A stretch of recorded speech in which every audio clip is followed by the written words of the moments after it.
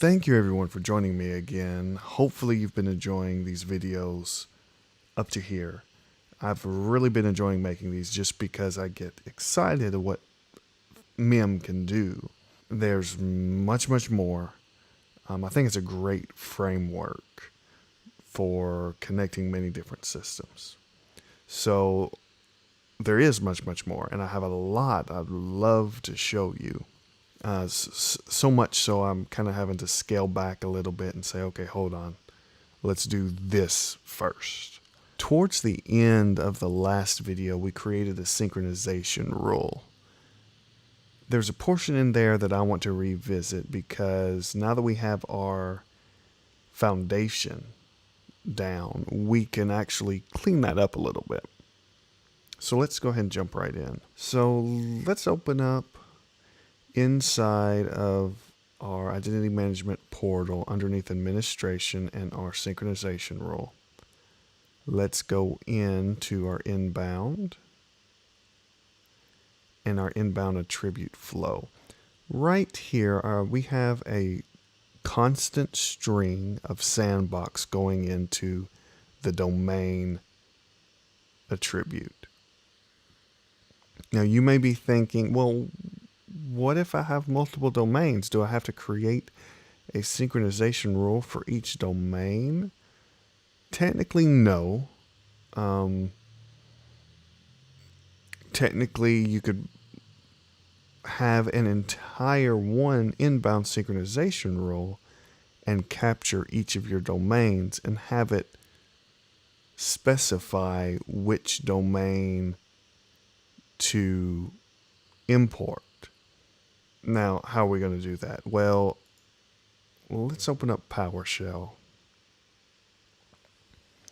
And if we do a get AD user filter of everything, and then we'll select SID. So if you look at each of the SIDs, each SID is unique forest-wide. And the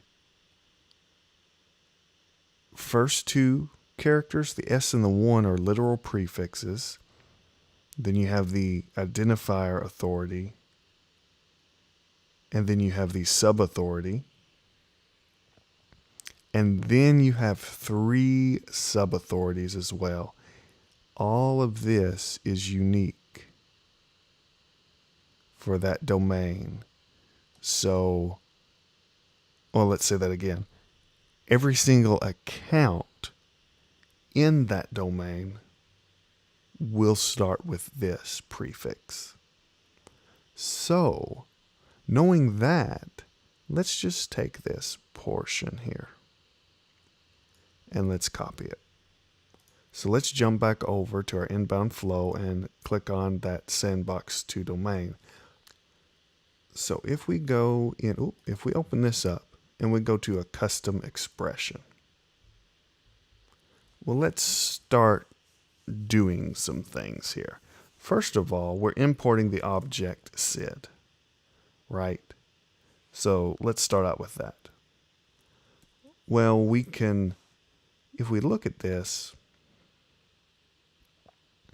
and we go into function, we can see a bunch of functions that we can use. I'm not going to do that because I have it right in front of me. So we can actually do convert SID to string and encapsulate that. So now we have a string here. So if we take the left portion of that string, specifically, let's go back over here. So let's actually get a user here, get AD user. So we can actually play around and see how many, instead of sitting here and counting. Let's take the last one. So let's take the user and the SID. So there's an actual value that I can display, but there's also an account domain SID, which it may just seem like it's returning. It goes on forever, it seems like. But if you do account domain SID.value, it gives you the domain's SID. So you can actually do value.length So we have 38 there. Let's just check. sid.length, actually sid.value.length, 43. So the first 38 characters are going to be the domain sid. Now all we need to do is see if this equals, what's it going to equal? I just copied and pasted that sid, and that's going to return a true or false, which that's not what we want. That's not what we want. So if we do if before that, and if true, we're going to return sandbox. And we can go again and put another if statement right here in false. But I only have one domain, so I'm just going to tell this to be unknown. So let's take that out, and I'll put it in a notepad for you. I would definitely run this in your environment just to make sure that this is going to work. This is me not looking at a production environment, and I could have the length of the SIDs incorrect, but this is what I've tested here. The length should not be different, but I've seen some items online when I was prepping for this that didn't match the number. I seen 41 should be the beginning portion of the SID, but that didn't match. I actually counted 38. So by doing that, we should just be able to hit OK, and now we have a little bit more automation. So that's good. Cleaned that up a little bit, right? So we'll just go down and hit OK and submit. With MIM, it's probably not a good idea to go in and change a lot of things at once, especially in the synchronization rules from where it was working once before. So I'm going to only change that one thing.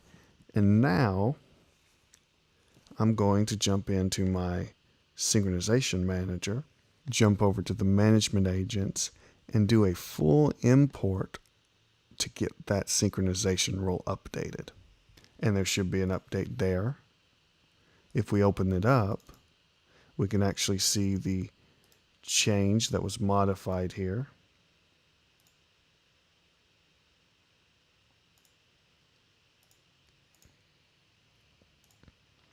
And now we'll run a full synchronization. And now that we've changed what imports from the connector space into the metaverse, we'll need to run a full synchronization again. Now, it doesn't hurt, and normally it would most likely be best practice to run a full import before you do the full synchronization. But knowing the steps, I could go ahead and do a full synchronization. Before we do that, say we want to see what's going to happen without affecting all 99 of my accounts. How do we do that? Well, if we go into metaverse search, and then we'll drop down and do person. Let's just do a search. So we see all of our 99 people. Well, I can double click on any one of those and go to connectors, click on my AD management agent and go to properties.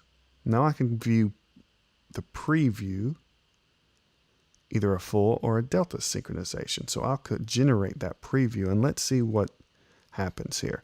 So the import attribute flow, the inbound synchronization rule is saying nothing's going to change on that. So that's telling me that yes, we've done that correctly. But what are we seeing here? So we're seeing on the left-hand side, Active Directory attributes, and on the right-hand side, where it's going in the metaverse, and then what it was before the sync and what it will be after it synchronizes. And in this case, this is expected. Sandbox should not change. So let's go back to our management agent and we'll go ahead and run a full synchronization. And 99 connectors without flow updates. That's good. Now what?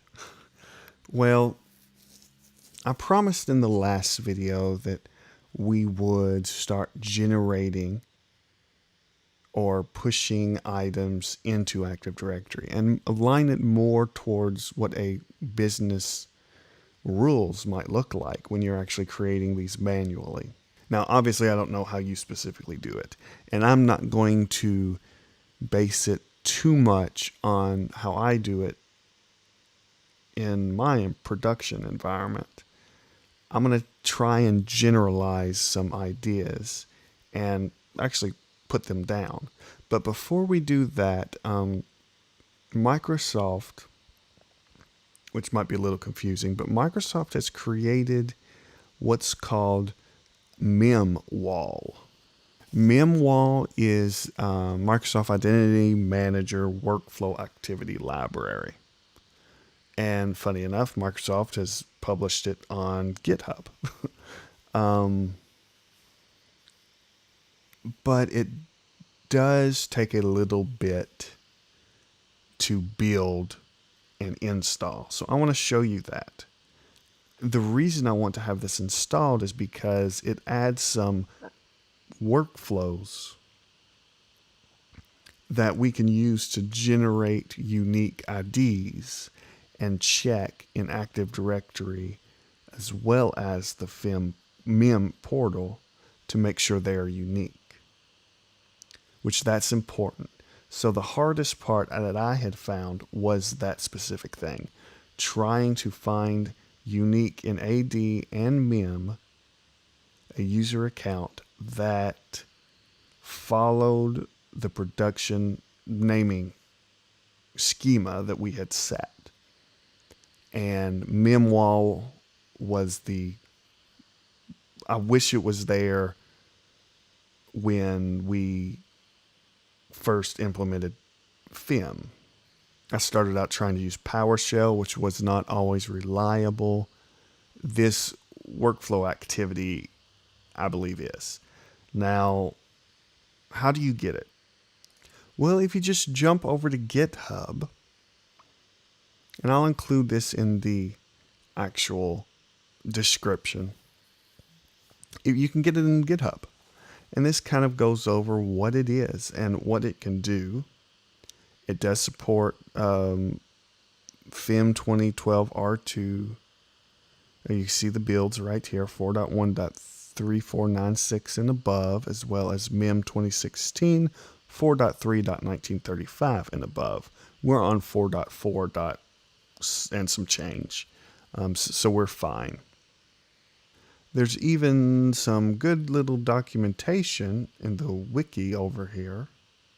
Gives you some World Wide Web examples and real world scenarios. It even goes through and tells you how to build and deploy.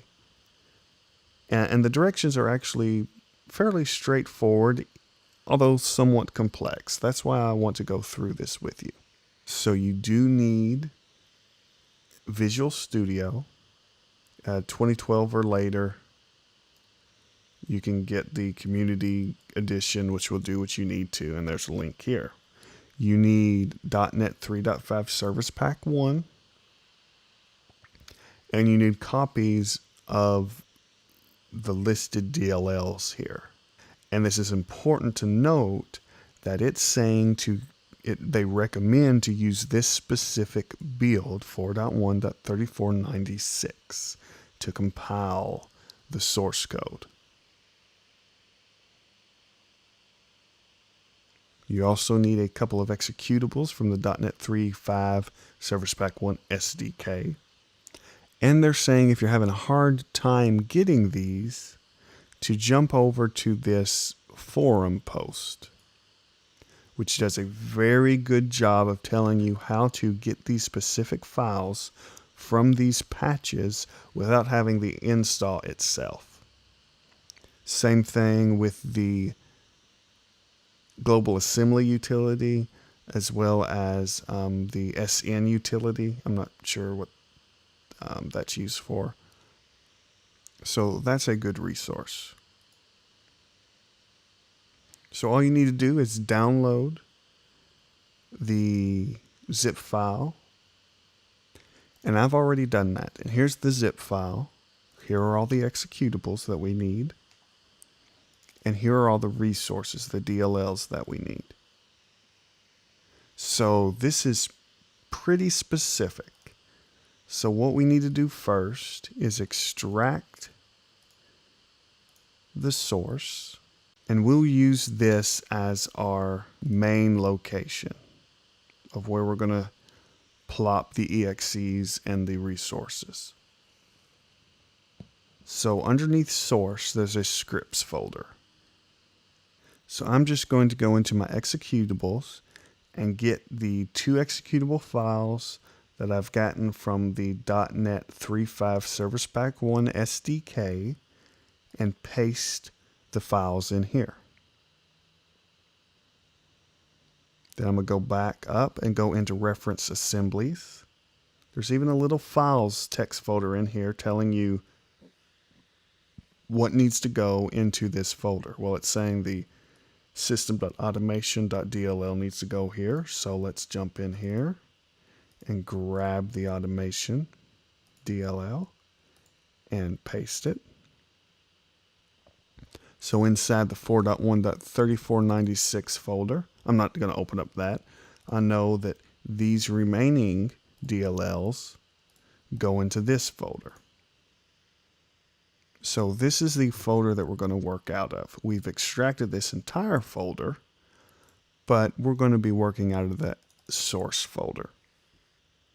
So on the scripts folder, I'm going to hold down Shift and right click and say open command window here. And inside of this folder, we need to use, I just figured out what the SN executable is. It's the strong name utility. So if we list what's in here, we have the sn.exe. So I'm going to execute that with a -k argument.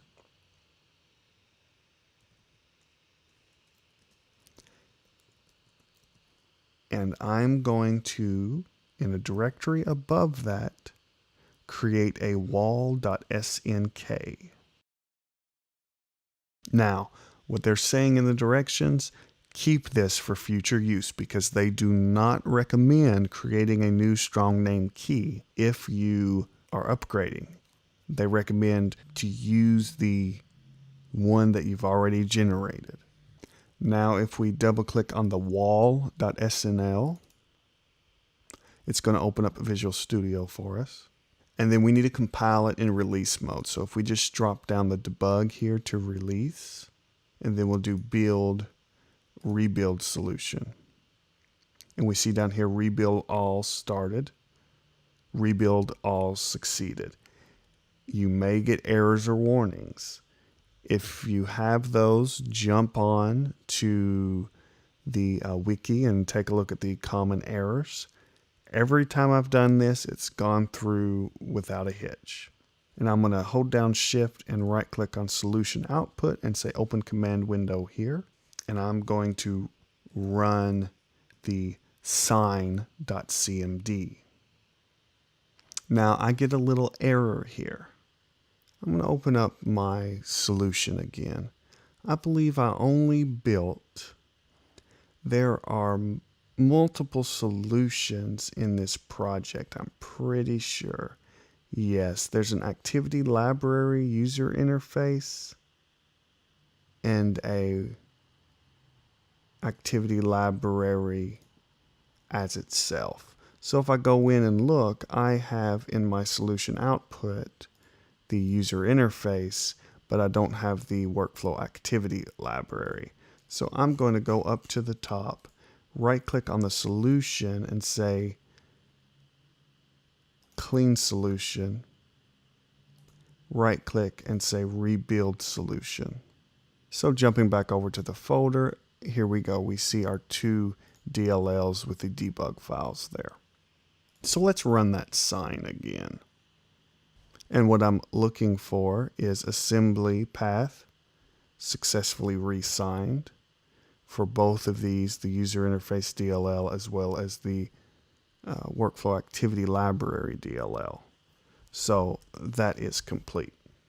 So now we're ready to copy the solution output to our MIM server, and we'll open up PowerShell as administrator and change into that directory. And now we're going to use the register.ps1 and an argument of portal site name, and that's that MIM Portal, and we'll hit enter. And now it says if there are no errors, to review this manually to make sure that these assembly files were registered. Now one final thing we need to do, we need to close out of that PowerShell session and open it back up and change back into that directory. If you try and run this next command from the same session, you'll get an error. And it'll actually tell you, hey, you need to close out of PowerShell and reopen it. But the next thing we need to do is just update workflow XOML. And we'll hit enter. And that is it. We have the MIMWAL installed. So that's going to help us in our next activity we're going to do. If you look at all of our users in AD, they have random usernames that do not correspond to their actual names, which in a security perspective, yeah, that actually might be pretty good because you can't figure out, oh, hey, this person's username is Okashk just by knowing the format of the usernames for the organization. So that may be good, but that may not actually follow your business rules. Sometimes your business rules may outweigh your security rules. So I'm going to show you how we're actually going to use that new MIMWAL activity and go through and update all of our users with a generated account name. Now, you most likely wouldn't want to do this in a production environment without giving users notice because, well, they won't be able to log in if we update their usernames. But we're looking at this, and so there's a couple of attributes we need to change. The CN, which is actually displayed right here, and the SAM account name. So let's think about what's happening here. Right now, we're taking the account name from AD, moving it into the metaverse, exporting it to the MIM portal. So the attribute precedence is Active Directory for the SAM account name, or account name rather. And we're only exporting to the portal. After we make this change for all of our users, we're actually going to set it to where the account name will not be modified. So let's pretend that we've notified all of our 99 employees that this change is going to happen. It's going to be a one-time change. And any future changes to the SAM account name will not be made en masse. Say we've convinced management and that's their stipulation. So once we make this change, we're going to have to turn it back off and make Active Directory the actual authoritative source for the account name, unless it's a new person. So let's look at setting that scenario up. So the first thing I'm going to do is go over to the Synchronization Service Manager and open up the MIM service and go to Configure Attribute Flow. So what we're going to do for person is on the account name, we're going to import that. Right now, the only thing we're importing is from Active Directory using a synchronization rule. using declarative provisioning. So let's go ahead and say OK on that. And let's go to our metaverse designer on person, and let's sort by attribute flow in reverse so that we get 2 at the top. So that's what we have for account name. So if we go over and configure attribute flow precedence, we say that the MIM service is above Active Directory, which at this point in time, this is what we want. Whatever change is made in the portal is going to be exported to Active Directory. And that's it. So let's go ahead and run a full import and a full synchronization.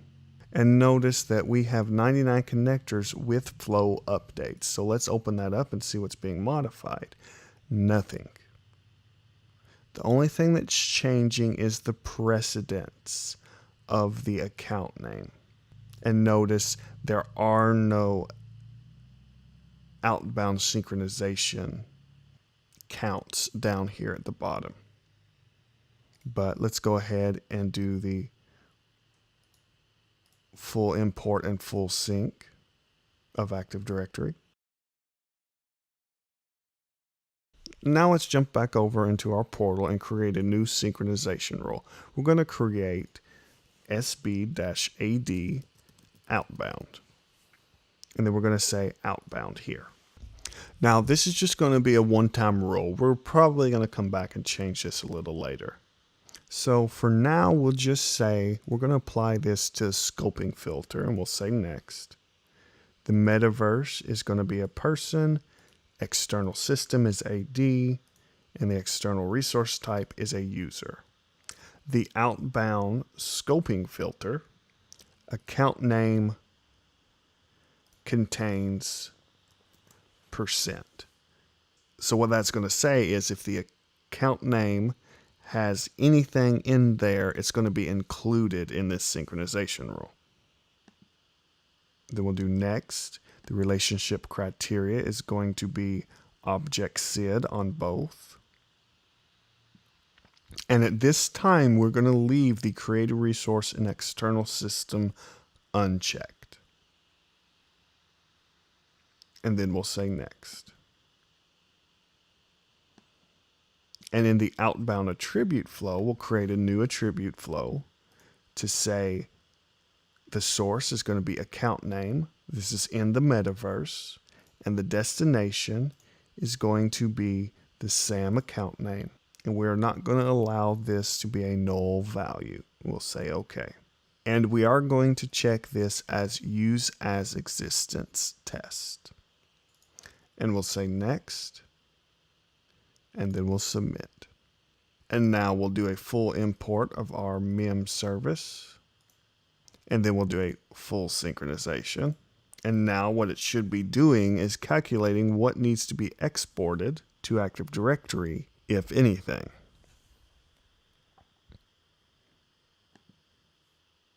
We'll go ahead and run a full sync on Active Directory. I know nothing has changed in Active Directory, so I'm not going to do a full import. And we have nothing to export to AD. So let's just test to make sure that this is going to be correct. So I'm going in to go into our user here and search for, let's just get this first person, Lindsay Adams. We're going to change this person's account name to lindsay.adams. And then we're going to say OK and then submit. Now we're going to go over to the MIM service. We'll go ahead and do a full import again. We have one update, so we can take a look, open up, and we can see it modified the account name. Now let's take a look at the preview here and generate a full synchronization preview. The import attribute flow, the initial value on the account name was Scott82. It was changed to Lindsay Adams. The connector updates on the CN, Scott 82, which these are the DNs. If we expand these, we see that it's not applied. So what went wrong? Well, if we jump back over to our synchronization rule, and in our scope filter, I believe our outbound system scoping filter is incorrect. I actually had to go and look this up. It appears that the syntax in this window is not the same as a regular set filter. What the filter should actually be is account name should not contain a null value or no value. Then we'll go to advanced view. In the extended attributes, we have to change the outbound scoping filter and remove the closing CS value tag and change it to the correct syntax. And then we'll say OK and submit. And now we'll do a full import, and then we'll do a full synchronization. And now we see that we have one export attribute flow to Active Directory. If we open that up, we see that the account with this distinguished name will modify the account name to the new value. So let's actually see what happens when we export that to Active Directory. Set it updated. So let's go ahead and run a full import and a full sync. So it looked like it did update. So while that's finishing, let's go in and find Lindsay Adams. So if we take a look here, we still have the CN as Scott82. But if we open it up and go to the account tab, Lindsay Adams is correct. So we're taking these in little step-by-steps. We're doing the account name first. So now we need to set a workflow to actually change these to the correct username. So when you're using a workflow, there's actually you have to use 3 different pieces. You have to use management policy role, a workflow, and a set. So let's go ahead and create our workflow. And then we'll say new. And we're going to say correct account names. And this is going to be an action workflow. And we're going to run it on policy update. We'll say next. The activity, if we scroll down, we'll see our wall activities. And we're going to generate a unique value with that. We'll select that. The activity display name, it's optional. It's just the name of the activity displayed in the workflow designer. So we're going to say generate account name. We're going to leave the activity execution condition blank. But the target for generated value is going to be the account name. So we have to specify this as a lookup expression. That's what they say on the documentation, which is in XPath format. So that's in brackets, 2 forward slashes, target, and then / account name. And then we'll end that bracket. So the conflict filter is looking this up in the portal. What's the search filter that we should run to make sure that this doesn't conflict? So what we need to do is / person, because this is a person. And in brackets, its account name is equal to value. We're going to query LDAP for conflicts as well. So the directory entry path is actually going to be GC. And that's going to be DC equals sandbox, DC equals local. The LDAP filter, we need to use that / value as well. But we need to include that in an actual LDAP filter. So if we go ahead and start typing that out, we can say object class is equal to user. Object category is equal to person. And SAM account name is equal to the / value. And that's in brackets. So the value expression is what actually generates the account name. So what we're doing is going to do the first name dot last name. And then we're going to append a 1 or a 2 to make sure it's unique. So to do that, we're just going to do the normalize string. And inside of that, inside of brackets, we'll do target first name plus, we're going to normalize string again. And we'll just put a period. And then we'll plus normalize string again.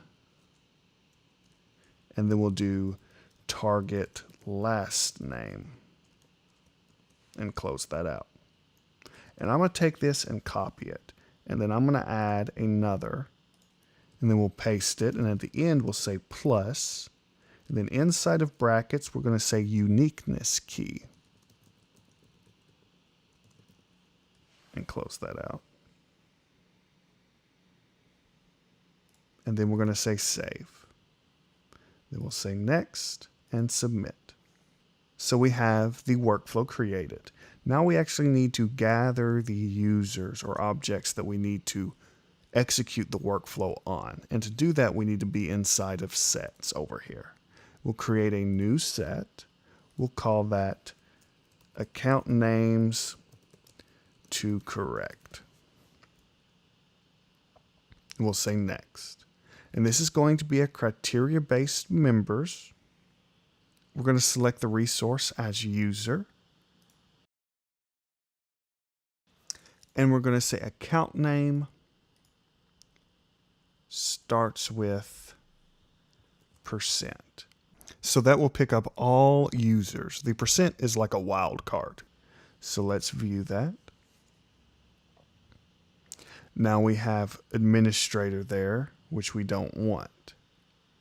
So we'll actually add account name is not administrator. And let's run that again. We should have 99, which we do. So we'll say next. We could manually add users if we like, but we're not going to do that. We're just going to say finish and submit. And now we finally need to create a management policy role. So we'll create a new one. And I'm just going to say correct account names. I'm just going to use an underscore to move it up to the top because there are a lot of policy rules in here. I'm going to say set transition. So anytime somebody comes in or leaves a set, this management policy rule will execute. For now, I'm going to actually leave this as disabled. And then we'll say next. We're going to say transition in. So anytime somebody transition ends, and we'll select the account names to correct set. We'll say next. We'll check the correct account names workflow. We'll say finish and submit. So what's happening there, the 3 steps. Our management policy rule says, okay, if you transition in to this set, then run the workflow. So the management policy rule connects the workflows and the sets.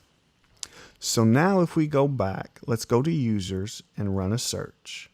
The account names are still the old account names. So let's go to Management Policy Rule, open it up, and uncheck the disabled. And we'll say OK. And then submit.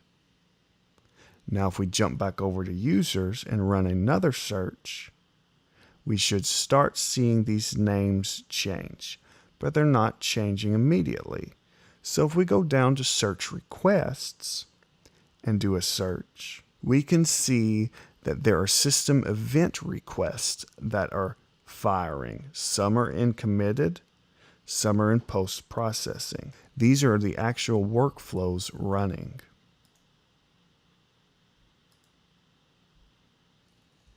And so if you open one of these up, we have actually a post-processing error. It's saying it cannot connect against the LDAP path GC. So let's do a little debugging. Let's jump in Event Viewer. And if we expand the Applications and Services logs and go to the Forefront Identity Manager Event Viewer log, we actually see these errors popping in. So let's jump over to our domain controller. And one thing I noticed, firewall is turned on, even though I had thought I had turned this off. So let's open up the security log on the domain controller. And we have audit failure. Underscore MIM service logon type 3, the user has not been granted the requested logon type at this machine. I bet you logon type 3 is network. The reason for that is there is a group policy out there that we had set for the actual install. So if we go through to group policy, edit our domain policy, underneath policies, Windows settings, security settings, local policies, and user rights assignments, if we remove the deny logon, if we remove the deny access to this computer from the network for the underscore MIM service account and say OK, and then we're going to update the group policy with a GP update. So what's happening here is the domain controller has this group policy as well as the MIM server. So the problem with that is this service account cannot log in to the domain controller to query what it needs to. In production, you can actually scope this or not apply this to the default domain policy. I just did it in the sandbox for ease and not having multiple group policies out there. Then we'll jump back and once more disable the management policy rule.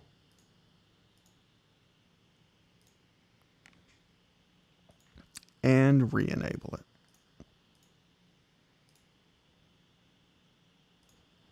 Then I'm just going to go ahead and straight jump over to the security. And we're seeing that MIM service is now granted the logon type of 3. So let's search for that. And it is completed. And slowly we'll be getting in these completed events. So if we jump over to users and do a search, we're seeing that these are now getting corrected. Once we no longer see any of the requests coming through, we'll know that all of the workflows have been completed. One thing to note, we went ahead and changed Lindsay Adams. That was not unique in Active Directory because we already had a Lindsay Adams. So it appended 2, which was the uniqueness key, to make this unique. Well, what we'll do is actually go back and modify this to her correct name because I know that this is correct. So now if we go in and we do a full import of the MIM service, and then we'll do a full synchronization. We have 98 attributes waiting to be exported to AD. If we if we view these, we'll see that these are all SAM account name. So we'll close these out. We'll export to Active Directory. And then we'll run a full import and full sync. Now if we jump over to AD and open up a user in their account tab, their name will be corrected. One last thing that we need to do is go back into our Metaverse Designer underneath Person, underneath the account name, configure attribute flow precedence. We'll need to move AD up to the first position. And then we'll say OK. And now we need to do a full synchronization on the Active Directory Management Agent. So it will update all of these attributes from the connector space into the metaverse. And now the authoritative source for account name is going to be AD. But we'll leave the import from the portal so that we can actually create accounts. So even though it may not have seemed like it, we've gone through a lot today. We've gotten the workflow activity library installed. We've also started to update attributes in Active Directory. So this is the very, very basic level of what MIM can do. In the next video, we're going to start to get more advanced. We're going to tie in a human resources database and actually provision users and correct some of these other incorrect attributes that have gathered across the many, many years that you may have had your Active Directory installation in production. So I'm going to leave it here, and thank you very much for watching the video. If you liked it, hit the little bitty thumbs up button for me. Add me some comments. You can even subscribe to me. Let me know what you like to see. Let me know some things you're thinking about, or maybe some things that didn't quite make sense. I can always try and explain it a little better next time. So speaking of next time, I hope to see you then.